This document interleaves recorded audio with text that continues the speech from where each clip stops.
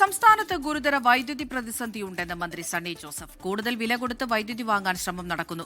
4-5 ദിവസം വൈദ്യുതി നിയന്ത്രണം ഏർപ്പെടുത്തേണ്ടി വന്നതായും ഇതുമായി ബന്ധപ്പെട്ട നിയമസഭയിൽ പ്രത്യേക പ്രസ്താവന നടത്തുമെന്നും മന്ത്രി പറഞ്ഞു. വൈദ്യുതി ഗുരുതരമല്ല, വൈദ്യുതിയുടെ പ്രയാസങ്ങളുണ്ട്.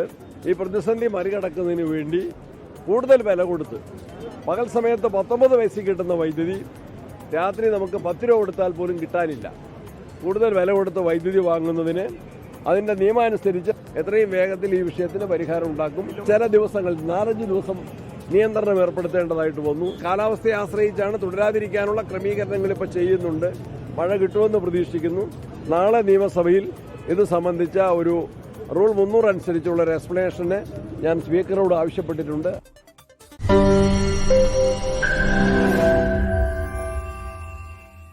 ലോകത്തെവിടെയായാലും ഏത് സമയത്തും 24 വാർത്തകളും ഓഗ്മെന്റഡ് റിയാലിറ്റി പാക്കേജുകളും എക്സ്പ്ലെയിനറുകളും വിശദമായി കാണാൻ ഞങ്ങളുടെ യൂട്യൂബ് ചാനൽ നിങ്ങൾക്ക് സബ്സ്ക്രൈബ് ചെയ്യാം.